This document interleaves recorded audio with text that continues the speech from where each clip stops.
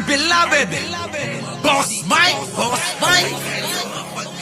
Cervera.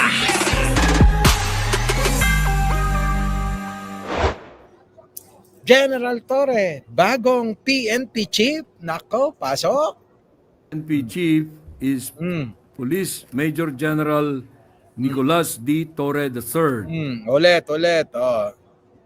Pakinggan nyo maigi. PNP Chief is Police Major General Nicolas D. Torre III. The turnover of command will happen June 2nd. Naku, sayang wala ako. Hindi tayo We are makakadalo grateful ng for the service of those hindi tayo makakadalo ng turnover ceremony, mga kababayan. Sayang, no? Sana nandoon tayo, no? Pero mga kababayan, ayan na tuloy na ho yan. Hindi na ho mapipigilan dahil na-announce na ho ng Malacanang na si General Torre na ang bagong PNP chief mula po sa June 2, mga kababayan. Nako, ilang tulog na lang, ano? Ngayon, eto ang tanong. Ano kaya nararamdaman, mga kababayan, ano? Proxy daw si Arnold Lopez. Ano kaya nararamdaman ng mga DDS ngayon, ano? Yung mga galit na galit sila sa mga taong mga galit na galit sila, yun yung mga na-appoint at yun yung mga napipili ni Pangulong Bongbong Marcos. Hindi nyo po ba napapansin? Tulad na lang ng kampo ni Baba. Ano po? Yung kampo ni Baba. Ngayon po, mga kababayan, ay gumagawa na sila ng mga samot-saring mga propaganda laban na ho dito kay unang-una, Attorney Claire Castro. Ikalawa, General Torre, mga kababayan. Kita nyo, mga kababayan ko, ano? So kung sino yung mga na-appoint ni Pangulong Bongbong Marcos na tingin nila ay magiging tinik sa kanilang mga lalamunan at ngalangala, ay mga kababayan, yan ang pinagpaplanuhan po nila. Ano po? Pinagpaplanuhan nilang maigi.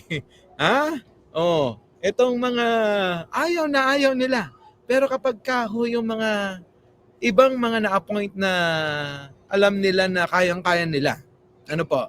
Wala ho kayong maririnig sa kanila. Pero, sabi ko nga sa inyo, yung mga pinanggigigilan nila, yan talaga. Oo, hindi nila hinuhumpayan. Lalong-lalo na yan, General Torre, si Remulla, si Attorney Claire Castro, talagang yung banat, mga kababayan, matindi. Oo, kahit yung mga nandoon sa si Baklang Kalnot, mga kababayan, talagang bira pa rin ang bira kahit na nandoon, pero eto na. Paano na ngayon ito? Ano kaya ang mangyayari sa tagpong ito, mga kababayan? Nauna na rito ang paghahanda para mapauwi na nga itong matagal na humpugante na si Tebes na pinagtanggol ng kampo ni Duterte. Tandaan nyo, mga kababayan ko, si Tebes ho ay inaakusahan ng pagpatay ng isang gobernador at ilang kasamahan. Massacre na nga yan eh. Yan ho ang inaakusa kay Tebes na pinagtatanggol ng kampo ni Duterte. Magtaka kayo, mga kababayan, magtaka kayo. Bakit kung etong mga taong ito na mga nasasangkot sa mga heinous crime ay kanilang pinagtatanggol? Isa na dyan, sino? Si Roque. Tingnan ninyo, nasa kampo rin nila. Sangkot si Roque saan? Human trafficking. Pero bakit nandoon? Nandoon din sa kampo nila. Si Bantag, di ba? Si Tebes. Di po ba? At yung mga incheck na mga nahuli. Di ba kayo nagtataka? Kasi kung hindi pa rin kayo nagtataka at nagbubulag-bulagan pa rin kayo, sarado pa rin ang isip ninyo, yung kayo mga DDS, talagang kultong-kulto na kayo. Kultong-kulto na ho tawag dun. Kung hindi pa rin kayo magtaka at hindi pa rin kayo matauhan sa mga kasama at mga nasa kampo ni Duterte. Di po ba, mga kababayan? Bakit? Puro na lang halos lahat mga kriminal. Di po ba? Malapit na silang mag-reunion. Yun na nga. Alicia Duran. Tapos laging si Topacio ang abogado. Yan! Di ba? Iisa lang din ang abogado nila. Di po ba? Oh, DDS mga eng-eng. Ah, ewan ko ba? Ako nagtataka talaga, no? Halos lahat na ho ng nasa kampo nila talaga, puro mga magnanakaw. Hindi lang magnanakaw, mga kababayan. Mga kriminal. Oo, inaakusahan ng kasong kriminal. Oh, saan naman kayo nando doon? Oh, ngayon ang tanong, sino naman ang mga nasa panig naman ni Pangulong Bongbong Marcos na parehas nilang kaso? Yung mga ganyan, mamamatay tao, mga yan, human trafficker, at ano pa, mga kababayan, killer, o kita nyo mga kababayan, at magnanakaw sa kaban ng bayan. Sino mga kababayan? Wala ko kayo maituro Puro lang hinala. Si ganito magnanakaw, si ganyan magnanakaw, pero wala namang prueba. Di po ba? Kay Pangulong Bongbong Marcos na nga lang sasabihin nila bangag kahit wala naman silang ebidensya. Kahit yung ebidensya nila ay hango sa panaginip at gawa sa cellphone na Nokia, mga kababayan, gumawa ng AI, gumawa ng peking video para ipalamon sa kanila. Hindi naman uubra yun sa atin mga kababayan, di ba?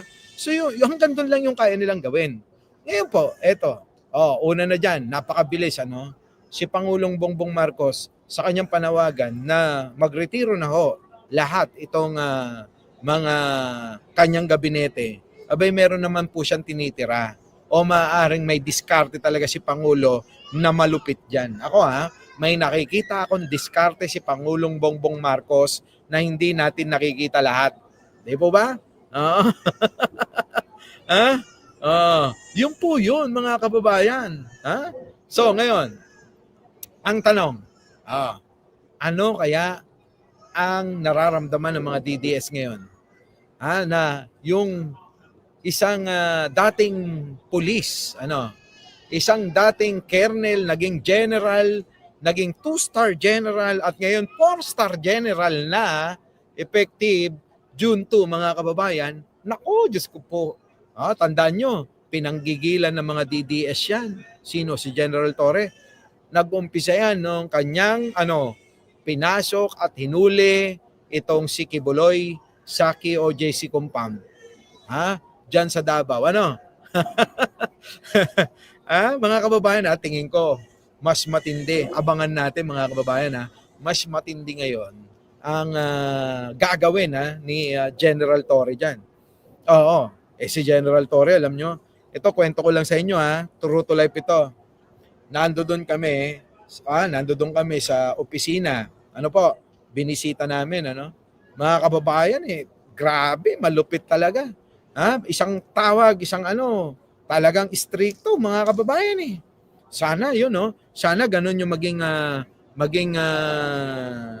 pamamaraan ni General Torre, tuloy-tuloy yung ganung estilo niya.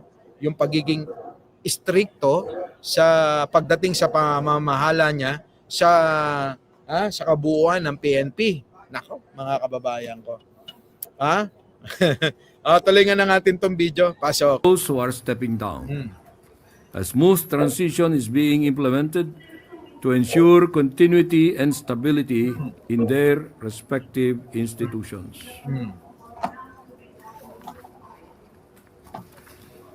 This is not a purge, let me remind you of that. This effort is the President's commitment to a government that works fast, delivers results, and meets the expectations of the Filipino people. As the President has said, he will not hesitate to make the necessary changes to keep the government moving forward. Mga kababayan, alam nyo sa totoo lang, alam nyo, tama lang ho yung mga kababayan. Kaya nga sabi ko sa inyo kanina, marami tayong mga hindi nababasa. Mahirap i-predict. Oo, yun na lang. Mahirap i-predict si Pangulong Bongbong Marcos sa kanyang mga aksyon, Hindi basta-basta maaarok. No, masyadong malalim. Oo. malalim pa sa balon si Pangulong Bongbong Marcos para unawain yung mga bagay-bagay na mga naiisip niyang kaparaanan, mga kababayan, hindi mababaw. Ano po? Oo. Unpredictable. Oo, tama. 'Di ba? Ibang klase.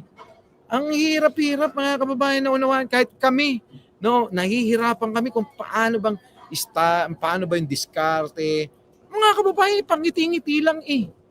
Oo. Si Pangulong Bongbong Marcos, kita nyo naman, pag in-interview, pag nagsalita, pangiti-ngiti lang eh. Ito naman kaibahan. Ito naman ang kaibahan sa kanyang mga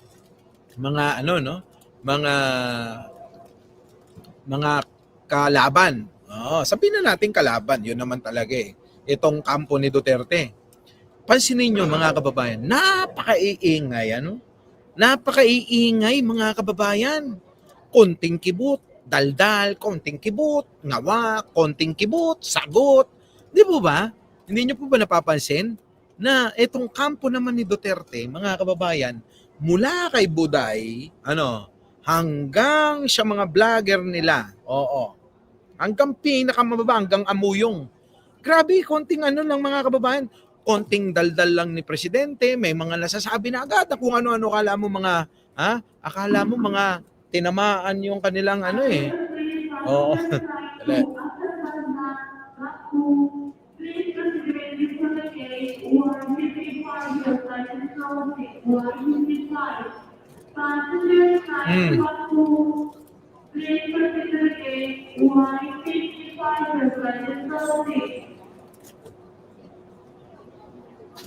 Ngayon, mga kababayan, di ba? Respeto natin kasi para marinig ng mga katabi ko rito. Baka mamaya tinatawag na sila dahil napakaingay ko. Yun, di ba? Nasa airport po ako So yun, mga kababayan, yun po yung sinasabi ko. Na malayong malayo, ang isang tao, sabi nga ng kasabihan natin, di ba? Mag-ingat ka sa tahimik na tao. Di ba, no? Mag-ingat ka sa tahimik na tao. Di ba, mga kababayan? So ngayon, mga kababayan, dapat pag-ingatan nila si Pangulo. Dahil talagang kahit tayo, hindi natin masyadong maunawaan at maintindihan kung anong klaseng pamamaraan yung ginagawa ni Pangulong Bongbong Marcos. Di ba, mga kababayan? Oo. Gabi na ba dyan? Oo nga, no? Alas 6 na po pala ng hapon dyan. At ngayon po rito sa aking kinaroroonan, nasa Barcelona Airport po kami, no? Alas 12 na po ng tanghali rito. Our beloved Boss Mike!